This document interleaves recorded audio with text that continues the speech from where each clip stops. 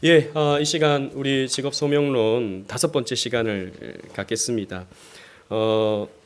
직업 수행의 악덕과 미덕에 대해서 우리 한번 살펴보도록 하겠습니다. 잠언 10장 29절 말씀 우리 다 같이 읽겠습니다. 시작. 여호와의 도가 정직한 자에게는 산성이요 행악하는 자에게는 멸망이니라. 아멘. 하나님 말씀이 정직한 자에게는 산성과 같이 그 사람을 지켜주지만 행악하는 자들에게는 하나님 말씀이 올무가 되고 멸망이 되고 심판이 되는 것이죠. 이 직업을 이루어가는 사람에게도 마찬가지입니다. 여러분 다 우리 직장을 가지고 또 직장을 준비하는 분들이 많은데 하나님 말씀대로 하는 자에게는 그 말씀이 직업을 지켜내는 수단이 될 거예요.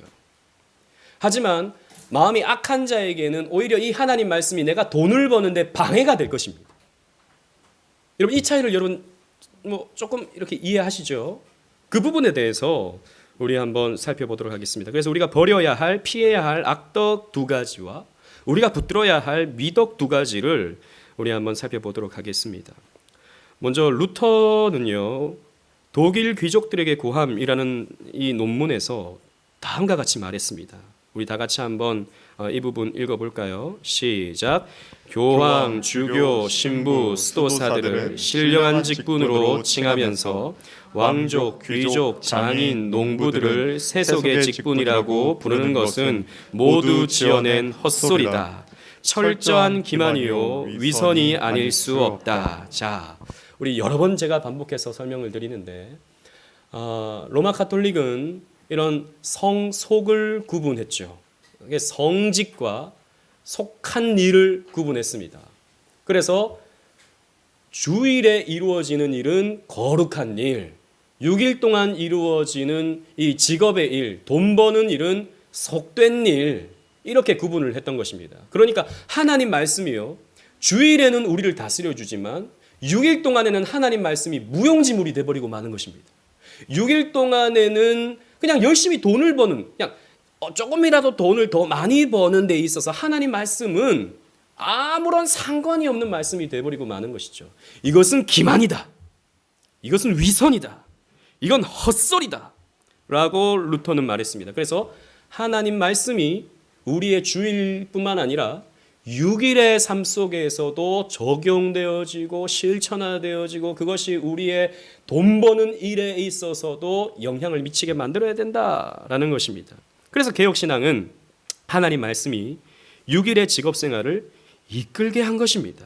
따라서 우리는 하나님의 주권과 하나님 말씀이 교회 안에서만이 아닌 우리의 직업생활에 적용이 되게 해야 된다는 것입니다. 그래서 윌리엄 퍼킨스는 이런 성경의 가르침에 입각해서 개혁신앙에 입각해서 우리가 피해야 할 2가지 그리고 우리가 붙들어야 될 2가지를 소개하고 있습니다. 사실 들어보면 우리가 다 아는 내용들이에요. 하지만 여러분 아는 내용이지만 과연 우리는 이것을 붙들고 있는지 피하고 있는지 살펴봐야 되는 것입니다. 피해야 될 것 첫 번째 탐욕입니다. 탐욕. 퍼킨스는 이렇게 말합니다. 우리 인용부를 다 같이 한번 또 읽어보도록 하겠습니다. 시작. 탐욕이란 치명적으로 해로운 악덕으로 이로 말미암아 거의 모든 사람이 자신의 소명과 그에 따른 일을 부와 재산을 모으기 위해 사용한다. 탐욕은 이 세상에서 가장 나쁘고 주요한 죄 중에 하나이다. 여러분 탐욕이 죄라는 것은 우리는 다 알고 있습니다. 그죠? 10번째 계명 탐내지 마라 라고 하는 이 탐욕이 죄라는 것을 우리는 다 알고 있어요. 그런데 문제가 뭔지 아십니까? 우리는 탐욕을 너무 쉽게 허용하고 있다는 거예요. 왜냐하면 우리가 다 탐욕적이니까요. 나도 탐욕적이고 저 사람도 탐욕적이고 우리는 이 세상에서 어떻게 보면 이 자본주의 사회에서 탐욕이 하나의 미덕이 되었어요. 봐라, 탐욕이 조금 더 많은 것을 벌기 위해서 애쓰면서 결국에는 자본주의 사회가 발전하는 것이 아니냐. 이러면서 오늘날 이 시대는요, 탐욕을 장려하고 탐욕을 당연시한 시대를 우리는 살아가고 있죠. 이 시대뿐만이겠습니까? 이 청교도 시대 때도 마찬가지였다라는 것이죠. 그래서 우리는 탐욕을요 쉽게 생각합니다. 여러분 생각해 보십시오. 내가 사람을 죽이는 것, 나쁘죠. 이건 상상할 수 없는 죄입니다. 그런데 내가 탐욕을 품는 것, 그건 어떻습니까? 이건 뭐 다 그런 거 아니야? 다 갖고 있는 거 아니야? 도둑질하는 거 생각해 보십시오. 나쁘죠. 아우, 그거 하면 큰일 나. 근데 탐욕을 품는 거 한번 생각해 보십시오. 어떻습니까? 그거하고는 그건 다르지. 라고 생각합니다. 그런데요, 다르지 않아요. 모든 죄의 뿌리가 탐욕입니다. 잘 보세요. 모든 죄의 뿌리가 탐욕이에요. 인간이 타락하게 된 첫 번째의 사건이 무엇이었습니까?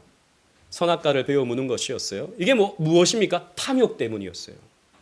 탐욕은요, 하나님을 버리게 만듭니다. 내가 먹고 살기 위해서 하나님을 버리게 만들어요. 하나님 외에 다른 신, 돈을 숭배하게 만듭니다. 그리고 또 하나님은 영이신데 하나님을 억지로 형상으로 만들어서라도 그 탐욕을 나에게 채워달라고, 내가 원하는 것 당신이 나에게 채워달라고 형상을 만들어서라도 그 신을 숭배해버립니다. 이 계명을 위반하는 것이죠. 그리고 탐욕 때문에 돈을 벌기 위해서 안식일을 범합니다. 4계명을 어기는 것이죠. 탐욕 때문에 부모님에게 마땅히 바쳐야 될 공경을 부모님에게 주기 싫은 거예요. 내가 먹고 살아야 되는 거예요. 부모 공경을 하지 않습니다. 내가 먼저니까. 탐욕 때문에 사람을 죽이죠. 여러분, 사람 죽이기 전에 어떤 마음이 있습니까? 저 사람의 것을 빼앗아야 돼요. 근데 저 사람이 살아있는 상태에서 내가 빼앗을 수가 없어. 죽여야 되는 거예요. 탐욕입니다. 음욕, 성적인 탐욕 때문에 간음을 저지릅니다. 탐욕 때문에 도둑질을 해요. 탐욕 때문에 거짓말을 합니다. 보십시오. 모든 죄의 뿌리는 탐욕이에요. 탐욕이 그래서 무서운 것입니다. 그런데 우리는 탐욕을 너무나도 쉽게 생각한다는 것이죠. 그래서 퍼킨스는 탐욕이란 치명적으로 해로운 악덕이다. 그것 때문에 사람들은 하나님이 주신 이 직업을, 하나님이 주신 이 소명의 자리를 돈 버는 일로 착각해버린다. 돈을 조금이라도 더 많이 버는 데 있어서 이 직업을 악용해버린다. 그래서 이 세상에서 가장 나쁘고 주요한 죄 중에 하나가 탐욕이다 라고 말하고 있는 것입니다. 특별히 이 탐욕은 우리의 소유욕, 특히 이런 돈에 대한 욕심을 자극시키죠. 그래서 성경은 언제든지 돈에 대한, 돈을 사랑하는 마음을 경고하는 것입니다. 디모데전서 6장 9절 10절 말씀, 제가 9절을 읽고 10절을 다 같이 읽겠습니다. 부하려 하는 자들은 시험과 올무와 여러 가지 어리석고 해로운 욕심에 떨어지나니 곧 사람으로 파멸과 멸망에 빠지게 하는 것이라. 시작. 돈을 사랑함이 일만하게 뿌리가 되나니 이것을 탐내는 자들은 미혹을 받아 믿음에서 떠나 많은 근심으로써 자기를 찔렀도다. 여러분 보십시오. 부하려 하는 마음 때문에 어떻게 됩니까? 시험에 빠집니다. 올무에 빠집니다. 해로운 욕심에 빠져버립니다. 파멸에 빠져버립니다. 돈 하면서 하나님을 버려버리는 거예요. 하나님 말씀대로 하다가는 내가 아무것도 가질 게 없어. 손해만 봐요. 물질적으로.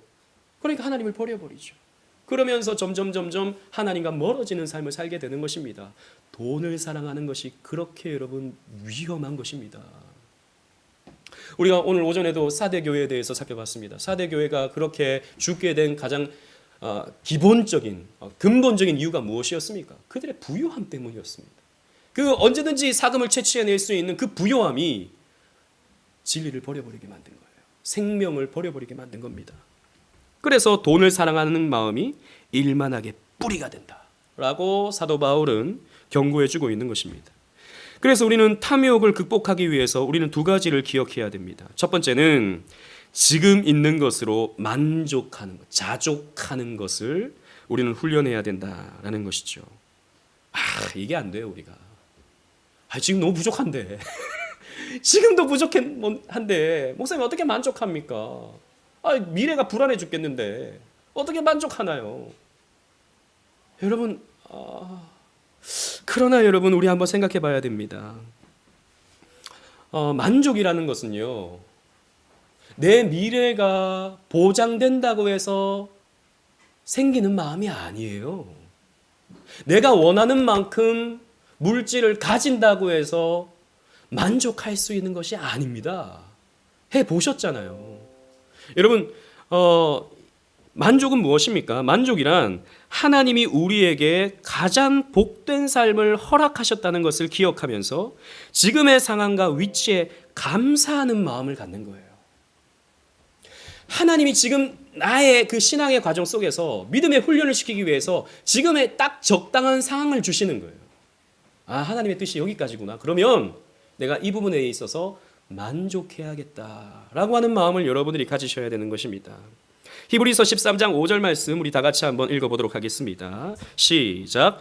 돈을 사랑하지 말고 있는 바를 족한 줄로 알라. 여러분들이 가지신 만큼이 여러분들에게 딱 맞는 수준의 재산입니다. 여러분들이 가지고 있는 것만큼 더 가지잖아요. 그러면 여러분들은 하나님을 모른다 할 가능성이 많아요. 여러분들이 가진 것보다 더 없잖아요. 그럼 여러분들은 도둑질할 가능성이 많아요. 그래서 하나님은 우리에게 딱 필요한 만큼, 아니 조금만 더 주시지 하지만 딱 필요한 만큼 여러분들에게 주시는 겁니다. 그래서 우리는 자족하는 마음이 필요해요. 이 자족하는 마음이 없으면 우리는 끊임없이 불안함을 느끼고요, 다른 사람의 성공에 시기하게 되죠. 여러분, 우리가 가지고 있는 결핍은 그런 것입니다. 결핍은 다르게 표현하면 시기심이에요. 아, 요즘 사람들 다 30평 아파트는 다 살잖아. 이 수도권에 집 한 채는 다 있잖아. 나만 없단 말이에요. 나만. 그러니까 그게 시기심으로 오는 거예요. 그런데 이게 나에게는 가난함으로 느껴지는 거죠. 나에겐 궁핍함으로 느껴지는 거죠. 나는 전세 사니까. 나는 월세 사니까. 근데 여러분, 사는 건 다 똑같아요. 집에 사는 건 다 똑같아요. 먹는 거는 다 어떻습니까? 똑같아요. 차이는 무엇이죠? 자족하느냐, 여전히 그런 궁핍함에서 허우적대느냐, 이 차이가 우리에게 있다라는 것입니다. 여러분, 시기심을 갖는 것은요, 끊임없는 지옥으로 나를 밀어넣는 거예요. 시기심을 가지는 것은. 여러분, 우리가 어느 정도 올라간다 하더라도 언제나 나보다 더 많이 가진 사람을 우리는 발견하게 되죠. 그러니까 그 위로 올라간다 하더라도 또 더 많이 가진 사람, 끝도 없는 시기심 속에서 우리는 지옥을 경험하게 돼요. 지옥이라는 게 여러분 꼭 뭐 죽어서 가게 되는 막 불이 타오르고 이게 아니에요. 지옥은 시기심으로 가득한 사람들이 모여 있는 곳입니다. 시기심으로 충만한 사람들이 가는 곳이 지옥이에요. 그래서 다른 사람을 이용하려고 하고 다른 사람을 속여서라도 내가 그 사람 우위에 서려고 하는 끊임없는 경쟁 속에 빠져들어가는 것이 지옥이에요. 지옥은 그런 곳일 겁니다. 죽어서 가는 지옥도. 그래서 우리는요, 이런 시기심을 버리고 또 이런 자족하는 마음이 없다면 우리는 일중독에 빠져버리죠. 왜요? 나보다 더 돈이 많은 사람, 내 친구 중에 돈이 더 많은 사람, 내 친구 중에 좀 더 차가 좋은 사람, 이런 것들을 바라보면서 우리가 오늘 더 열심히 일을 해야 되는 거예요. 조금이라도 더 많이 벌어야 되는 거예요. 그러면 일을 쉬질 못해요. 왜? 쉬면 돈이 나가는 거니까. 쉬질 못하니까 계속해서 일을 하게 되면서 일에 대해서 집착하게 되죠. 주일에도 우리는 예배를 못 드리게 돼요. 왜? 일해야 되니까. 돈을 벌어야 되니까. 그러나 여러분, 전도서 2장 23절 말씀 우리 다 같이 한번 읽어보도록 하겠습니다. 전도서 2장 23절 시작. 일평생에 근심하며 수고하는 것이 슬픔뿐이라. 그의 마음이 밤에도 쉬지 못하나니 이것도 헛되도다. 아멘. 이런 일중독에 빠져버리면, 자족하지 못함으로써 일중독에 빠져버리면 우리는요, 한평생 수고하고 슬픔 속에서 고통을 당하게 돼요. 그래서 밤에도 쉬지 못하는 이런 참 불쌍한 일중독에 빠져버리게 되는 것입니다. 그리고 이 탐욕을 극복하기 위해서 두 번째, 필요하고 충분한 것 이상을 추구해서는 안 됩니다. 여러분, 이게 참 쉽지 않아요. 이게 정말 쉽지 않습니다. 그러나 성경에서는요, 이것을 우리에게 요구하고 있습니다. 이것이 건강한 소유욕과 탐욕을 구분하는 기준이 되죠. 여러분, 소유욕이라고 하는 것은 나쁜 게 아니에요. 여러분, 소유욕이 없다면 그 누구도 일하려고 하지 않을 것입니다. 그죠? 소유욕, 가져야 된다. 뭔가 필요한 것을 내가 가지는 것, 내가 어떤 필요한 물건이 있을 때 내가 저걸 가지고 싶다, 사고 싶다라는 마음이 드는 게 여러분 죄가 아닙니다. 그건 당연히 하나님이 우리에게 주신 기본적인 어떤 마음이죠. 그러나 이 소유욕이 넘어서서 탐욕으로 변질되는 가장 중요한 기준이 뭐냐면 충분한가? 내가 가진 것에 있어서 충분한가? 충분한데도 그것을 더 많이 가지려고 소유욕을 가지는가? 이 기준이다라는 것이죠. 넘어가면 뭡니까? 탐욕이 되는 것이죠. 주님은요, 일용할 양식을 구하라 라고 했습니다. 주기도문에서 기도를 가르치실 때 너희들은 이렇게 기도하라. 일용할 양식을 주시옵고, 일용할 양식이라 그랬어요.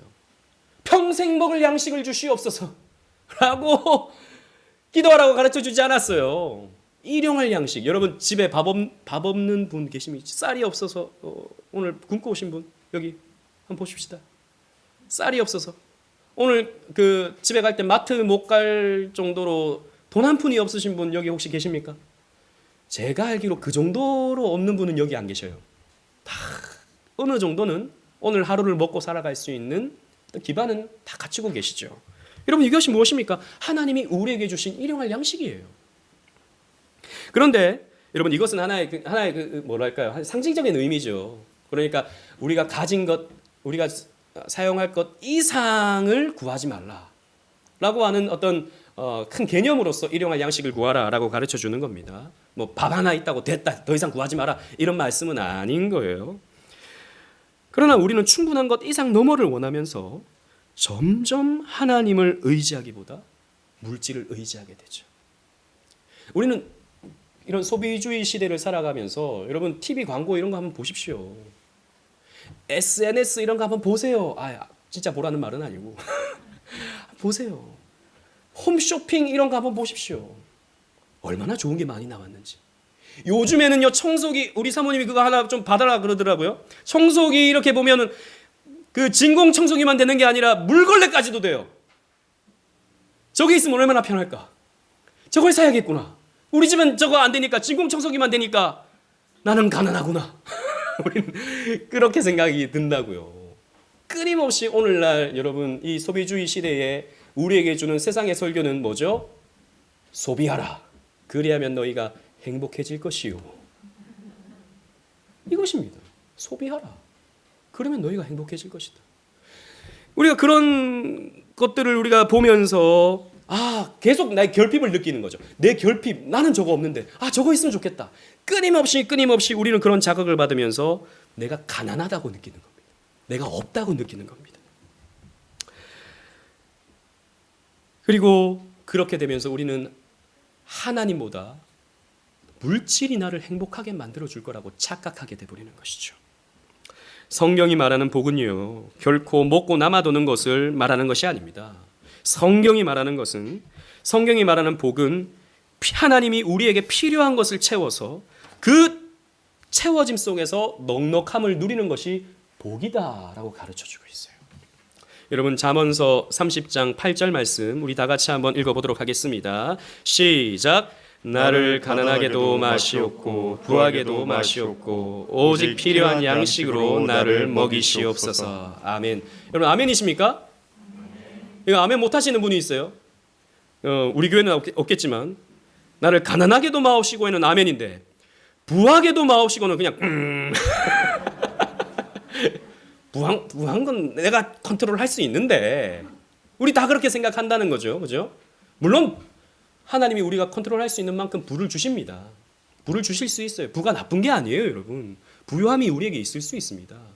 그러나 우리가 필요 이상으로 더 구할 필요도 없고 그걸 가졌다고 해서 또 꼭 복이라고 할 필요는 없다라는 것이죠. 우리는 그런 부분에서 이미 복을 받은 사람들이에요. 자, 그리고 이 탐욕이 이어져서 뭐가 됩니까? 불의가 됩니다. 오늘날에도 자신의 물질적 유익을 위해 불법을 저지르고 남에게 피해를 주는 사람들이 있죠. 겉으로 보면 그럴듯한 서비스를 제공하는 것 같지만 속으로는 사람을 속여서 이익을 얻으려고 하는 사람들이 너무 많아요. 재밌는 것은 제가 이 직업 소명론을 읽으면서 퍼킨스가 직업에 대해서 쭉 얘기하면서 그 직업들 가운데 사람들을 속이는 어떤 점들을 쭉 얘기하는데 오늘날과 별로 다를 바가 없어요. 그 400년 전이나 지금이나. 여러분 한번 보십시오. 퍼킨스는요, 여러 직종의 예를 드는데 그 중에 의사와 상인의 예를, 뭐 여러 가지가 있습니다만 의사와 상인의 예를 제가 인용했습니다. 보십시오. 의사들의 소명 속에서는 그들이 배운 최고의 학식으로 불충분하게 혹 때로는 거짓으로 판단해 불필요한 검사를 받게 하거나 약을 복용하게 처방하는 것이다. 여러분, 과잉진료 400년 전에도 있었다는 거예요. 제가 어느 병원이라고 말씀은 못 드리겠습니다만 고촌에도 어느 유명한 병원이 있어요. 가면요 무조건 깁스하라 그래요. 저도 그 다리 조금 불편해가지고 갔거든요. 바로 뭐 몇 번 처음에 뭐 초음파를 한번 해보자 뭐 그러더니 막 초음파를 해보더니 이거 근육이 찢어졌으니까 기부스를 해야 된다고 해서 기부스를 뭐 이렇게 반기부스 있잖아요. 그걸 해주더라고요. 그리고 8만 원인가 9만 원인가를 청구해 주는 거예요. 여러분, 근데요 제가 그거 반기부스니까 반나절 찼습니다. 반나절. 다음날 되니까 별로 아프지도 않더라고요. 약 먹고 하니까. 돈이 아까워요, 안 아까워요? 아까워요. 너무 아까워요. 어떤 마음이 들었냐? 쏘갔다. 우리 사모님이 거기 가지 말라 그랬거든요. 거기 과잉진료 하는데 유명한 데라고. 근데 거기밖에 없어요, 병원이 여기에. 그래서 갔는데 반기부스 한 거예요. 약은 또 일주일치 받아왔는데 하루 먹고 말았어요. 그런 경우들이 있죠. 옛날에도 있었다라는 것입니다. 또 상인들을 보십시오. 상인들의 소명 속에서는 소명 속에서 부리는 거짓되게 무게를 달거나 물건을 교묘하게 섞거나 빼거나 속이기 위해 광택을 내거나 팔지 말아야 될 것을 팔거나 거짓말과 맹세로 과장하는 등의 행태를 통해 나타난다. 이렇게 여러분 400년 전에도 속여서 파는 사람들이 있었다는 것이죠. 저는 참 순진해서 그런 건지 멍청해서 그런 건지 저는 참 잘 속아요. 특히 휴대폰을 사는 데 있어서는 늘 속습니다. 한 번도 제가 후회를 안 해본 적이 없어요. 꼭 가면요, 이거 진짜 잘 사시는 거라고. 이거 나중에 뭐 할부금 이렇게 해가지고 나중에 이거 지난번에 제가 지금 폰 쓰고 있는 거 있잖아요. 24개월이 지나면 할부가 없어진대요. 진짜 그걸 믿었죠. 그러니까 130만 원 비싸잖아요. 폰도 130만 원짜리 사가지고 뭐 할부했었는데 2년 없어지면 이거 이득인데 생각해서 샀죠. 할부가 없어지기는요. 2년 뒤에 가니까 그 사무실이 없어졌던데. 사무실이 없어졌어요. 그 사무실이. 할부는 그대로 남아 있어. 36개월 할부로 해놓고는 24개월 되면 없어진다 그랬는데 1년을 더 냈어요. 저는 폰 살 때요. 여기 휴대폰 파시는 분 없죠? 폰을 살 때 한 번도 저는 안 속아본 적이 없어요. 다 혹해가지고 저 같은 사람을 그렇게 말하죠. 호갱이 뭔지 아세요? 호구 플러스 고객. 호구인 고객. 호갱. 제가 그런 사람이에요. 저한테 폰 팔려고 하지 마세요. 그래서 제가 공부를 늘 하고 가거든요. 공부를 하고 가도 속아요. 참. 여러분, 이런 세상에 사람들이 참 많죠. 그런데 여러분, 뭐 세상 사람들이 그렇게 한다. 못 되겠습니까? 뭐 하나 더 팔기 위해서 그렇게 한다는데. 근데 그리스도인이 그렇게 한다? 이건 문제가 된다라는 것입니다. 우리는 소명 속에서 이렇게 장사를 해서는 안 된다라는 것입니다. 여러분들이 최고의 서비스를 제공하면서 나는 이 정도의 값을 받아야겠다라고 한다면 그게 무슨 문제가 되겠습니까? 나는 내 서비스의 질은 이 정도이기 때문에 나는 이만큼의 가치를 매기겠다라고 판매하는 게 그게 무슨 잘못이겠습니까? 그런데 사람을 속이려고 하는 것, 사람을 속여서 팔려고 하는 것, 사람을 속여서 내 이득을 챙기려고 하는 것, 이건 우리가 그리스도인으로서 해서는 안 된다라는 것입니다. 타락한 사람들은 정직하게 일하는 일에서는요, 손해만 보기 때문에 적당히 속일 것은 속이고 남길 것은 남겨야 돈을 번다는 생각을 가지고 있어요. 하지만 이렇게 부정직하게 돈을 버는 것을 불의라고 할 수 있는 것입니다. 이 탐욕이 우리의 삶 속에서 불의로 이어지는 것이죠. 성도가 이런 불의를 행해서는 안 된다라는 것입니다. 우리는 하나님의 계명에 따라서 일해야 하고 정직하게 돈을 벌어야 돼요. 그래서 내 서비스의 가치는 이만큼이다. 라고 하면 여러분 그렇게 하면 되는 거예요. 이게 너무 비싸다. 그럼 그 사람은 어떻게 할 수가 없는 거예요. 근데 속여서 팔아서는 안 된다라는 것이죠. 데살로니가전서 4장 6절 말씀 우리 다 같이 한번 읽어보도록 하겠습니다. 시작. 이 일에 분수를 넘어서 형제를 해하지 말라. 아멘. 우리가 분수를 넘어서 내가 할 수 있는 것 이걸 거짓말로 넘어가서 형제에게 손해를 끼치는 이런 것은 우리가 해서는 안 된다라는 것입니다. 퍼킨스는 더 나아가서 이렇게 말합니다. 이 인용 구호 우리 다 같이 한번 읽어보도록 하겠습니다. 인용 부분 시작. 우리가 특별 소명 속에서 불의를 저지르는 한 우리가 기도하고 감사하며 말씀을 듣고 성례에 참여하는 이 모든 행위 속에서의 우리의 하나님께 대한 모든 예배와 섬김은 그저 하나님께 가증한 것이다. 여러분 이 말씀을 우리 여러분 따갑게 들어야 됩니다. 이 말씀을 우리는 참 어떻게 보면 무겁게 받아들여야 됩니다. 여러분 일주일 내내 사람들 속이고 사람들한테 헛된 것을 팔고 이래서 내가 챙긴 이익으로 교회에 나가지고 헌금하고 예배하고 성례에 참여하고 이것은 가증한 것이다 라고 성경이 우리에게 말해주고 있는 거예요. 여러분 오늘날 기독교인들이 세상에 욕먹는 이유가 무엇입니까? 똑같이 세상 사람들과 똑같이 거짓말하고 똑같이 사람들 속이려고 하고 그래서 돈 하면서 돈 더 많이 가지려고 하는 이런 모습 때문에 여러분 교회가요 이 땅에서 욕을 먹고 있다고요. 아니 당신들 천국 간다며 예수 믿어서 천국 간다며 그런데 우리가 똑같이 돈 하고 똑같이 속이고 하는데 당신들은 천국까지 가? 욕심도 많네 이렇게 말하는 것 아니겠습니까? 우리는 이러한 이런 경제 생활에 있어서 정직함과 순결함을 드러낼 수 있어야 된다는 것입니다. 그래서 이사야 1장 13절 말씀 우리 다 같이 한번 읽어보도록 하겠습니다. 시작. 헛된 재물을 다시 가져오지 말라. 분향은 내가 가증히 여기는 바요. 월삭과 안식일과 대회로 모이는 것도 그러하니 성회와 아울러 악을 행하는 것을 내가 견디지 못하겠노라. 아멘. 헛된 재물이 무엇입니까? 거짓말로 얻은 재물. 사람들을 속여서 부당하게 얻은 그런 이익 이것을 교회에 와가지고 헌금하지 말라라는 것입니다. 이런 소득을 가지고 와서 11조 하지 말라라는 것입니다. 이것은 가증히 여기는 것이다 라고 하나님께서 말씀하고 있는 것입니다. 그래서 우리는 이런 불의를 행하지 않고 정직하게 돈을 벌 수 있어야 된다. 여러분 이게 쉽지 않죠. 여러분 이렇게 해야 된다는 거 누가 모르겠습니까? 우리가 그래도 교회 생활 어느 정도 하면 그렇지 우리가 그리스도인으로서 그렇게 장사해서는 안 되지 이렇게 생각을 하지만 또 한편으로는 그렇게 장사해서는 그럼 남는 게 뭐냐 과연 세상 사람들과 우리가 경쟁해서 이길 수 있는가 이런 생각을 우리가 가지게 됩니다.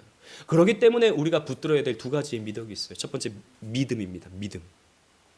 여기서 믿음은 단순히 구원 얻는 믿음을 말하는 게 아니에요. 즉 구원 얻는 믿음에서 나오는 특별한 믿음을 말하는 것입니다. 즉 우리가 정직과 성실함으로 일할 때 하나님을 기쁘시게 할 뿐만 아니라 우리가 그리스도로 말미암아 복을 누릴 것이라는 확신을 갖는 믿음이에요. 손해 보겠죠. 속이지 않으면 내가 손해를 손해가 아니죠. 사실 그 부당한 이익이니까 손해도 아니죠. 다른 사람과 경쟁해서 내가 처질 수 있겠죠. 그러나 그렇게 했을 때 우리가 과연 굶느냐, 우리가 과연 비참하게 되느냐? 아니다라는 것입니다. 하나님께서 우리를 책임져 주시고 하나님께서 우리를 먹이시고 하나님께서 좋은 고객을 붙여주시고 하나님께서 저 사람 신뢰할 만한 사람이다라고 하는 사람들을 우리에게 붙여주셔서 우리로 하여금 살아갈 수 있는 터전을 허락해 주신다라는 것입니다. 이 믿음이 우리에게 있어야 된다는 것이에요. 시편 119편 1절 우리 다 같이 한번 읽어보도록 하겠습니다. 시작. 행위가 온전하여 여호와의 율법을 따라 행하는 자들은 복이 있으며. 아멘. 여러분 하나님 말씀대로 율법을 따라 이 율법은 여러분 교회에서의만의 율법뿐만 아니라 이 세상의 법도 마찬가지죠. 이 법도 정직하게 하는 것 이것도 하나님이 주신 큰 법 안에서 만들어진 세상법이잖아요. 그렇다면 그 법에 따라서 행하면 어떻게 됩니까? 하나님께서 복을 주신다. 하나님께서 우리의 삶을 넉넉하게 만들어주시는 그런 신령한 복을 우리는 누릴 수 있게 되는 것입니다. 그런데 그런 하나님이 주시는 복은 내가 누리려고 하지 않고 내 꾀와 내 생각과 내 계산으로 인해서 이거 손해보면 안 돼. 이거 내가 이거 놓치면 안 돼. 라고 해서 얻게 되다 보니까 하나님이 주시는 복을 우리는 누릴 수 없는 거예요. 내가 쟁취해낸 세상의 복만 내가 누리게 되는 것입니다. 여러분, 믿음은 반드시 말씀과 함께 해야 돼요. 말씀과 연결되지 않는 믿음은 맹목적인 믿음이죠. 그래서 우리는 일주일 세상 속에 살면서 돈을 잘 벌 수 있는 방법이라는 세상의 설교를 우리가 듣거든요. 여러분, 우리가 그렇잖아요. TV를 봐도 신문을 봐도 어떻게 돈을 버는가? 사실 이 세상의 마케팅, 이 세상의 돈 버는 방법은요, 결국에는 사람을 속이는 겁니다. 뭐 꼭 다 그런 것은 아니지만 많은 부분에 그런 것이죠. 그래서 돈을 잘 벌 수 있는 방법에 대해서 우리는 일주일 내내 설교를 듣는다고요. 교회에서 말고 TV에서, 신문에서, 아니면 무슨 뭐 경영 잡지에서 그런 설교를 우리는 듣고 보고 읽는다고요. 그러니까 우리가 자꾸요 세상의 방식과 세상의 지혜를 배우게 되죠. 그래서 제가 오늘 이 강론을 하지만 여러분들 마음속에 계속 그런 불편한 마음이 생길 겁니다. 목사님, 무슨 말인지는 알겠지만 난 앞으로도 그렇게 좀 안 될 것 같은데 라고 생각하시는 분들이 여기 있을 수 있죠. 왜요? 우리는 그런 세상의 설교에 젖어 있기 때문이에요. 어떻게든 돈을 많이 버는 게 최고다. 어떻게든 돈을 많이 벌으면 그 다음에는 알아서 그게 정리가 된다. 돈이 장땡이다 라고 하는 그런 생각을 우리가 갖게 되는 것입니다. 따라서 여러분, 우리가 이 믿음을 가지기 위해서는 하나님 말씀과 늘 가까이 있어야 돼요. 하나님 말씀이 늘 나에게 경계가 돼야 돼요. 아침 저녁으로, 또 시마다 때마다. 그래서 주의 말씀을, 주의 율법을 주야로 묵상하는 것이 우리에게 늘 필요한 것입니다. 또 이렇게 다른 사람을 속이려고 하다가도 마음에 이게 말씀이 부딪히는 거죠. 뭔가를 이렇게 돈 하려고 하다가도 말씀이 이렇게 부딪히는 것이죠. 그래서 우리를 지켜낼 수 있게 되는 것입니다. 우리가 하나님 말씀에 가까이 있지 않으면 반드시 우리는 탐욕에 빠지고 시기와 경쟁심에 함몰되어 스스로 고통을 당하게 되는 거예요. 앞에서 말씀 나눴던 것처럼.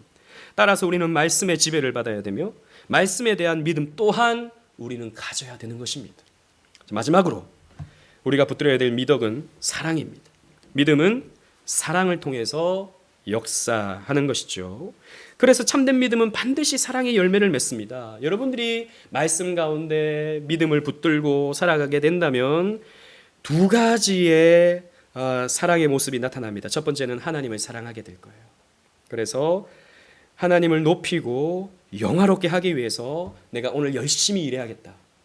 내가 최고의 서비스를 저 손님에게 줌을 통해서 내가 하나님의 형상인 저 사람을 섬김으로 내가 하나님을 사랑하게 되는 거고, 내가 하나님을 섬기는구나 라고 생각하게 되는 것이죠. 고린도전서 10장 31절 말씀 우리 다 같이 한번 읽도록 하겠습니다. 시작. 그런즉 너희가 먹든지 마시든지 무엇을 하든지 다 하나님의 영광을 위하여 하라. 여러분, 우리는 직장 생활 속에서, 돈 버는 일 속에서 우리는 하나님을 높이고 또 사람들을 섬기게 됩니다.